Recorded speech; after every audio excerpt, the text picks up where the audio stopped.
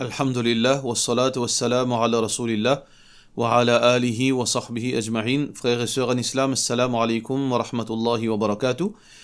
Et tout d'abord, avant qu'il nous commence les sessions de Fatwa Series, et les bons qui nous fait nos bonnes frères, nos bonnes sœurs, comprend que nous faisons beaucoup de questions qui ont en relation avec Ramadan, Zakat, Fitr, etc., qui nous pas réussi à répondre à toutes ces questions-là. Mais nous pouvons mentionner, veut dire, chaque Fatwa Series, c'est une bonne question à titre d'information, Inch'Allah. Question suivante, question numéro 1 plutôt. Est-ce que besoin faire niyat avant faire wudu? Alors, l'opinion plus authentique, c'est que wudu, c'est un ibada, c'est un acte d'adoration. Alors, le prophète sallallahu alayhi wa sallam fait dire innamal a'malu binniyat. Toute bonne action, les validée par l'intention. Alors donc, basons-le là, l'intention d'un wudu est nécessaire. Avant qu'un dimoun fasse wudu, il fait sur l'intention. Et l'intention ici, c'est conscience, décision pour faire quelque chose. Décision pour faire wudu et au conscient qui fait ou peut faire sa wudu là. Ça, c'est l'intention. Non pas récit de bonne phrase. Question suivante. Après, nous finissons lire Daroud Ibrahim et Bandoua qui nous habitue lire. Est-ce qu'il est capable lire les autres doigts, par exemple, doua Rabbana Atina fid dunya, etc., de la part de nos frères Cheikh Zahid. Bien sûr, plusieurs bonnes hadiths, plusieurs bonnes versions, bonnes hadiths qui rapportés par Ali ibn Abi Talib, mais aussi les autres hadiths encore, à titre d'exemple, qui confirment qu'il gagne droit à faire n'importe qui doit en vie. Abdullah bin Mas'ud radiyallahu anhu peut dire, que le prophète sallallahu alayhi wa sallam fait dire, idha qa'adtum fi kulli rak'atayn, quand vous finissez, veut dire position assise à la fin. Quand je peux faire sur la dirakat par exemple, faqulu at-tahiyyatu lillah, lire at-tahiyyat jusqu'à la fin.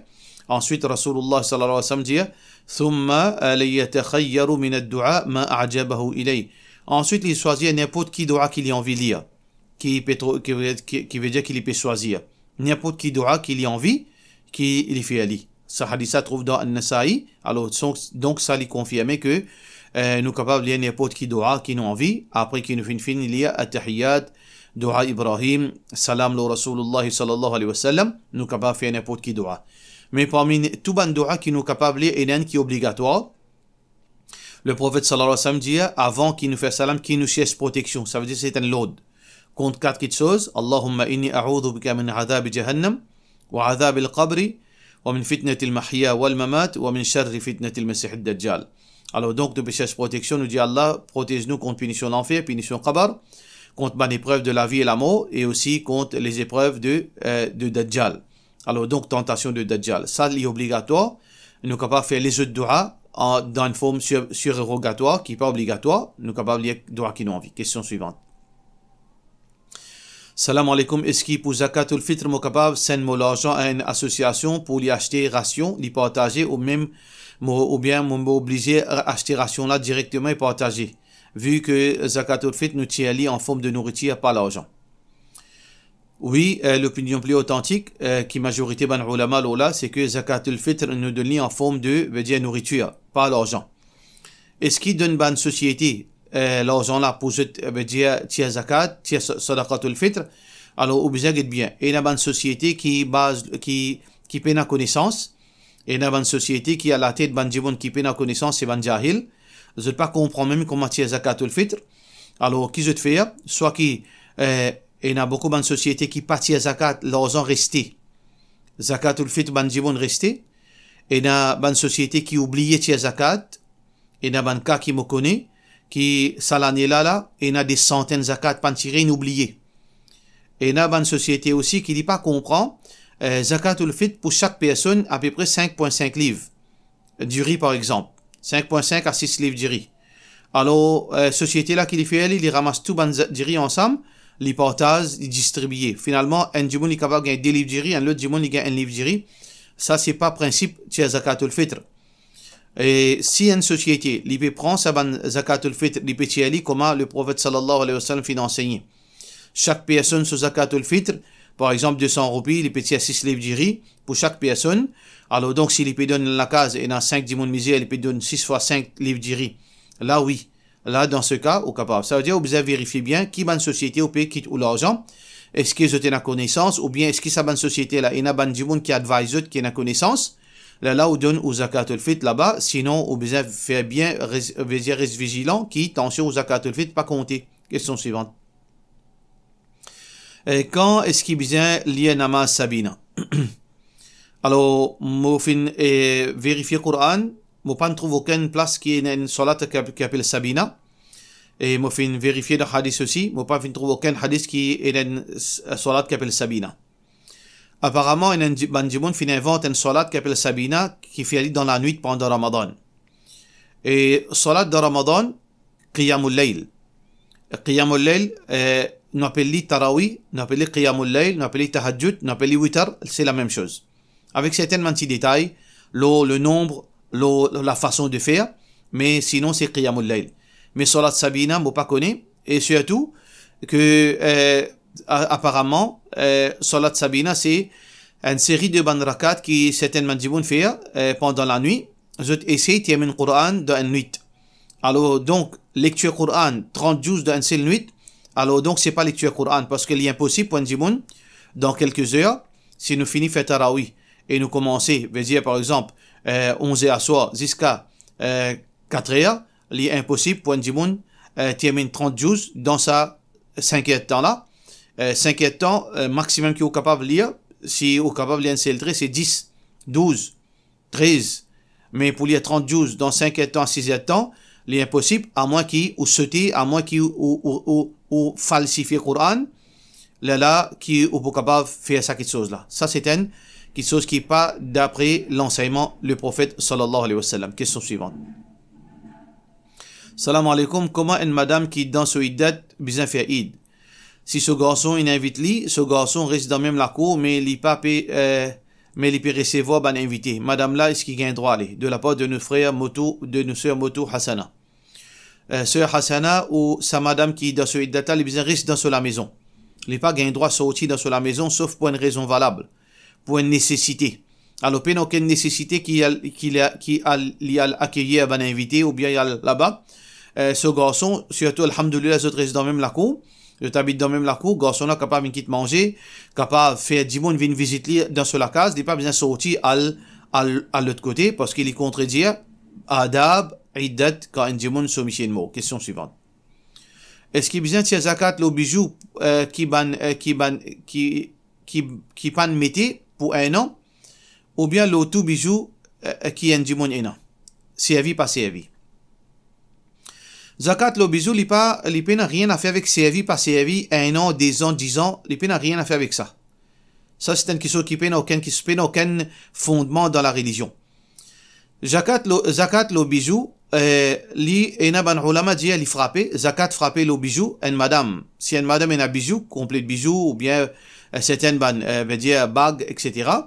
Alors, zakat frapper l'eau là, les bijoux guettés.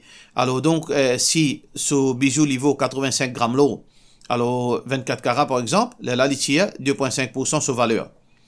Mais l'opinion plus authentique, c'est que si un dimoun, les riches, une madame, les possédés, alors donc, zakat frapper le soban bijou.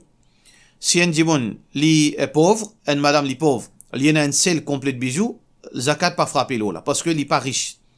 Parce que l'objectif zakat, c'est tirer l'argent, zakat, l'eau bandimoun qui est riche. Tirer l'argent depuis zakat, depuis l'argent bandimoun qui est riche et donne aux pauvres. Mais ça dit là, les pauvres, il y en a un complet de bijoux qui les fait gagner comme souvenir.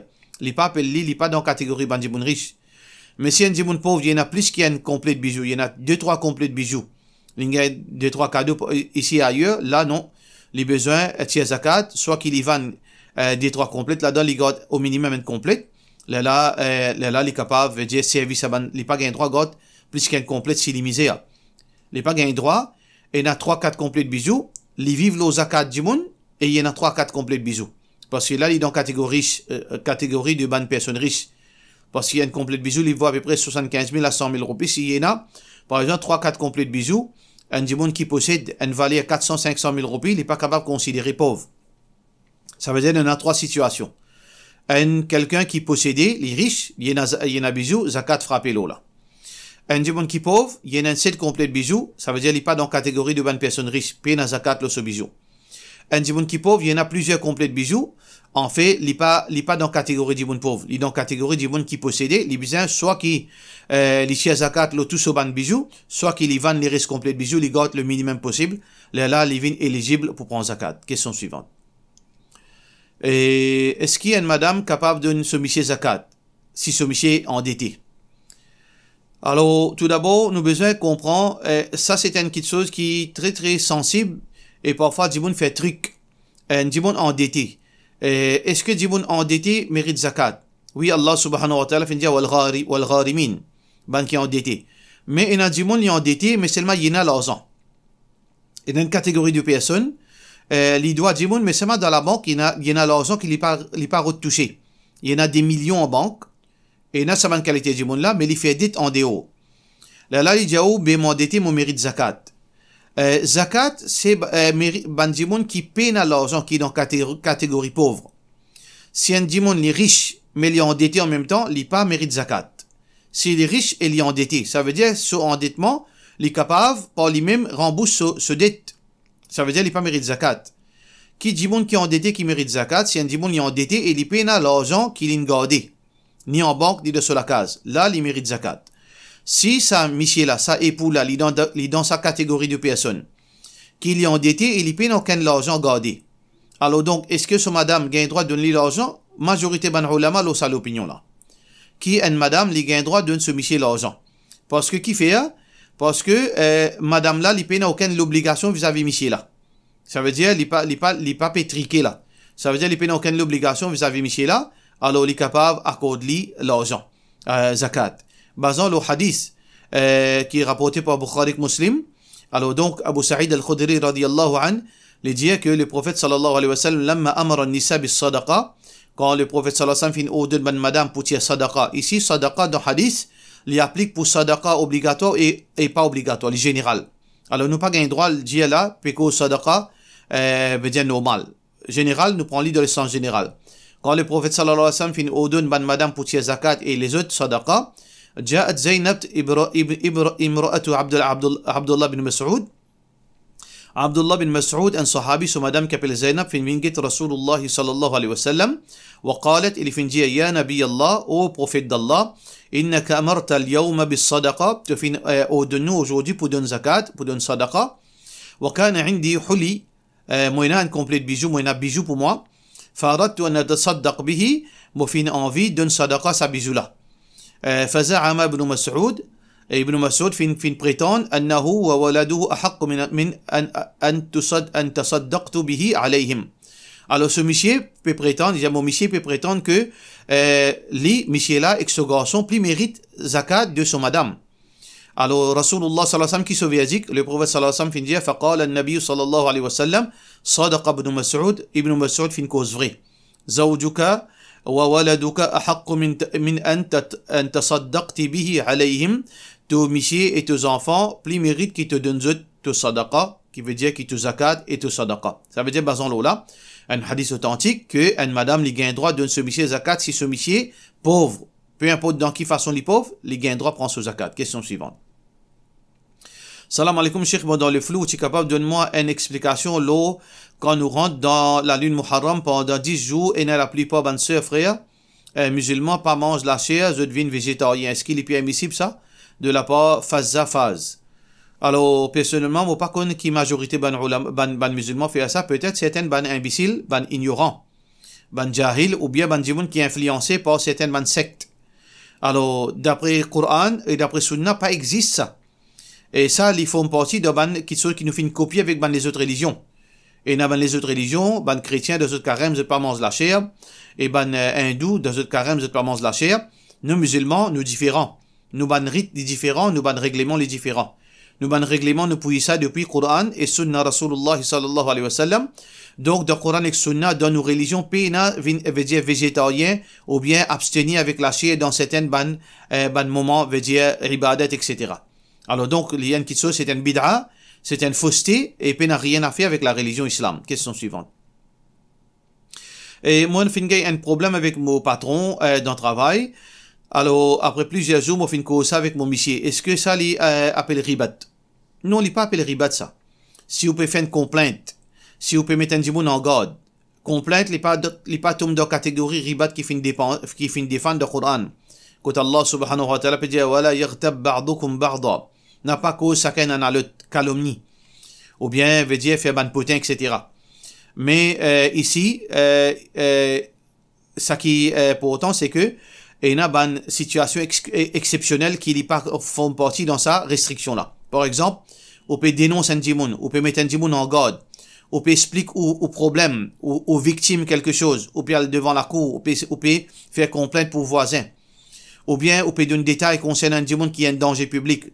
Tout ça là, il n'est pas ribat qui défend et l'est autorisé si l'intention c'est que pour trouver une solution, ou bien pour exprimer, pour donner support avec quelqu'un, ou bien pour exprimer au problème pour gagner quelques soutiens. Alors donc, dans ce cas, il n'y a aucune quelque chose qui est haram dans ce que vous faites faire. Question suivante. Pour la Noël, il organise quelque chose qui s'appelle Secret Santa. Alors donc, oui, ça veut dire tout ban employé, je te mets comme si je te regroupe ensemble, je te ban cadeau. Là, chacun donne chacun cadeau. Ça, c'est un bid'a et c'est quelque chose qui est haram parce que tashabbuh bil kuffar. Ça, c'est quelque chose qui, tout d'abord, la Noël, il pas font partie dans la religion musulmane. La Noël, c'est une fête qui base sur la mécréance, le kufr et shirk. Parce que la Noël, c'est, ben, chrétien peut fêter naissance une divinité, de bon Dieu. Ou bien des enfants bon Dieu. Pour nous musulmans, Allah subhanahu wa ta'ala, il pas fait une prendre naissance et il pas fait une donner naissance. Alors donc, Isa alayhi salam, qui je t'appelle Jésus, c'est le messager d'Allah. Il n'est pas ni garçon Allah parce qu'Allah n'est pas garçon. Alors donc ça c'est un blasphème. C'est-à-dire, faites ça, la Noël là, c'est une action qui est considérée comme mécréance. Bon, pas beaucoup de ulama. Nous n'avons pas gagné droit. Faites ça, action là. Et si nous pouvons croire dans croyance chrétienne.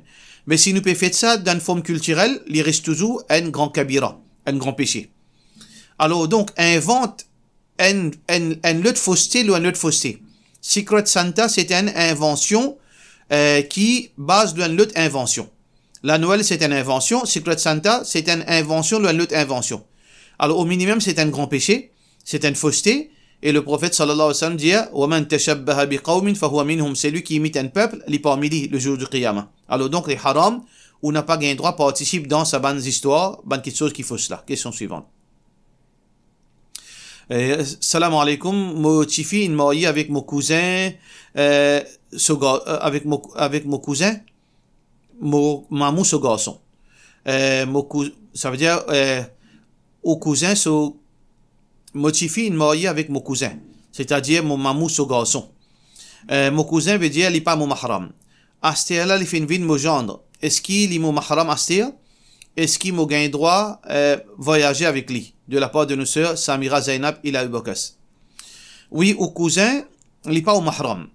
Alors, donc, si Astia, au cousin, qu'il n'est pas au mahram normalement, s'il est venu marier avec une fille, et donc il est venu au gendre, du moment qu'il est venu marier avec une fille, il est venu au mahram, ou gagne droit voyager avec lui, puis il n'a aucun mal. Question suivante. Est-ce qu'il est vraiment le meilleur qui, quand nous fait un namaz sunna, nous fait 2 pardés? Par exemple, 4 rakats avant Zohar, 2 rakats, 4 sunnat muakkada, est-ce qu'il nous fait 4 un seul coup ou bien nous besoin faire 2 pardés? Qui fait mentionne les 4 rakats et non pas 2 rakats de la part de nous Nabila. En général, tout bon salat, 2 pardés. Après, là, Allah subhanahu wa ta'ala fait bon salat faraz, Zohar 24, et donc Asar 24, et Isha 24, etc. Pour Nafil aussi pareil, le principe veut dire original, c'est que ban nafil fait 2 pardés. Mais seulement, il y a ban nafil qui nous capable, optionnel, nous capable faire 2 pardés, nous capable faire 4 à la suivre. Par exemple, sunnat Zohar, nous capable faire 2 pardés et nous capable faire 4 à la suivre aussi.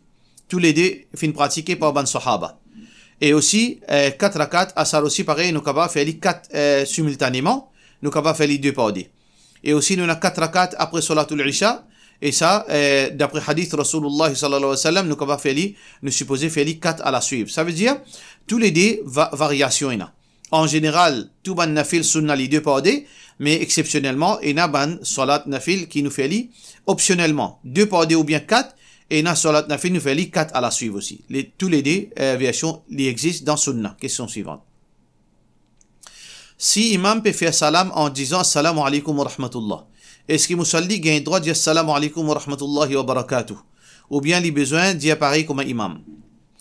Préférablement, il reste dans la limite. Assalamu alaikum wa rahmatullah. Si imam finit ça, ou dire assalamu alaikum wa rahmatullah. Mais seulement si vous finissez assalamu alaikum wa rahmatullahi wa barakatuh d'une façon occasionnelle, ou pas faire ça avec l'habitude, pas aucun mal.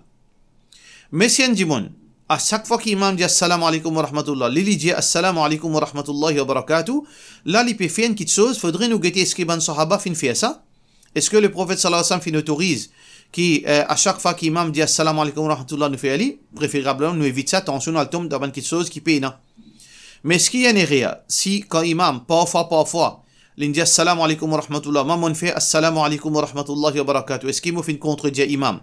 Non, m'a pas fait une contredire imam, si m'a fait aller rarement, parce que contradiction imam, il est dans veut dire mouvement de la salat, dans la pratique de la salat, pas dans parole. Parce que parfois arrivé imam, il y a une autre surah dans namaz zuhar asar, et moi pas dire, il y a une autre surah. Par exemple, de premier rakat, imam peut lire suratul Fatiha avec, par exemple, Wad-Duha. Et moi, pas dire, moi, peut lire suratul Fatiha avec Qul a'udhu bi rabbil falaq. Est-ce que c'est une contradiction? Non. Parce que ça, l'IP n'a rien à faire avec contradiction. Contradiction, c'est quand imam peut faire ruku, moi, encore debout. Quand imam peut faire sijda, moi, encore de ruku. Ou bien, quand imam peut faire salat debout, moi, peut faire sisé pour non. Ou bien, quand imam peut faire salat en position assise, moi, on peut débouter. Là, pas gain droit. Ça veut dire, en résumé, si un dimon, imam peut faire salam alaikum wa rahmatullah, il arrive à un coup, rarement, on dit assalamu alaikum wa rahmatullahi wa barakatuh, pas aucun mal. Mais si imam habitué dit assalamu alaikum wa rahmatullah quand il fait salam, ou tout le temps, on dit assalamu alaikum wa rahmatullahi wa barakatuh. Si vous faites ça comme ça, vous faites aller différent continuellement, là, il y a une petite chose contradictoire. Nous besoin trouver ce source de Coran et Sunna pour nous capables de dire gain droit. Alors, paye ça, qui à chaque fois imam dit fait une façon ou dit autrement. Alors donc là, nous besoin faire attention. Question suivante. Est-ce qu'il m'a gain droit en remplace ban salat qui m'a fait rater auparavant par négligence? Si oui, comment besoin faire aller? Beaucoup de ulama disent si un dimoun fait rate salat par négligence, paye n'a remplacé pour lui. Les besoin faire un tauba sincère parce que sinon Allah pour mettre dans l'enfer. Il mérite l'enfer si Allah pas pardonne lui. Alors donc, les besoins font un tauba sincère, ils finissent commettre un grand crime. C'est kufr qu'il finit faire. Mais si un dimon, les pas connaît, par exemple, il tient un non-musulman, il embrasse l'islam, et il finit dans la négligence, c'est pas connaît l'importance de salat. Après, il finit prendre conscience, après 2 ans, après 3 ans, là, dans ce cas, il besoin remplacer sa bonne salat. Et par contre, il y a les autres ulama disent non. Négligence, pas négligence, ou tu connais ou pas tu connais, tout ça, bonne salat, là, il reste un dette, l'eau ou la tête. Alors, préférablement, ou remplacer les meilleurs. Comment on fait, Ali? Premièrement, on fait l'intention, on demande Allah pardon, et on fait l'intention pour remplacer tout salat. Là, tous les jours, on remplace d'après aux capacités. Par exemple, si pendant 5 ans, on n'a pas fait faire salat par négligence, on demande Allah pardon, et on promet Allah pour remplacer tout ça salat là.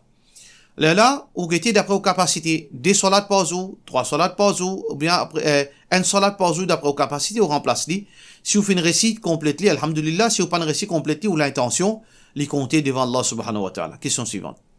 Salam alaikum, l'époque longtemps, quand il y a des enfants qui périssent malades, tu peux faire un système, un djimoun de la famille même à ces enfants-là, là, ils arrêtent malades. Est-ce qu'il y a un droit ça, dans l'islam? Ça, c'est une pure superstition et un pur mensonge. Alors donc, Allah subhanahu wa ta'ala, lui qui donne une maladie et lui qui guérit. Wa idha maridtu fahuwa yashfin. Et c'est lui qui, quand il est malade, c'est Allah qui guérit lui. Et Allah subhanahu wa ta'ala fait montrer un moyen qui nous gagne guérison, soit à travers la médecine, soit à travers une récitation, avec le Coran, et aussi à travers une médecine prophétique. C'est de cette façon qu'il nous gagne la guérison par la grâce d'Allah subhanahu wa ta'ala. Mais certains enfants, enfants, ça c'est une culture jahiliyat qui n'a rien à faire avec l'islam, c'est une fausseté. Même si un djimoun lui pense qu'il fait bien, ça pas fait une fausseté une vraie. Si un djimoun lui fait pose sur front côté un russe et il a guérison, est-ce qu'il russe là, il vient bon Dieu? Est-ce qu'il russe là, il a un pouvoir divin? Non. Ça c'est une coïncidence ou bien punition d'Allah. Appelle ça stidraj. Quand on met tout l'esprit dans une fausseté, Parfois, Allah punit de sa façon-là, il fait ça une vraie pour vous, comme punition. Alors donc, tout ça là, c'est bonne fausseté. Reste loin avec ça. Nous disons les bases le Coran et que sunna Rasulullah sallallahu alayhi wa sallam, les bases le ban hiyassé ou bien l'expérience. Nous faisons qu'Allah subhanahu wa ta'ala donne nous la compréhension. Wassalamu alaikum wa rahmatullahi wa barakatuh.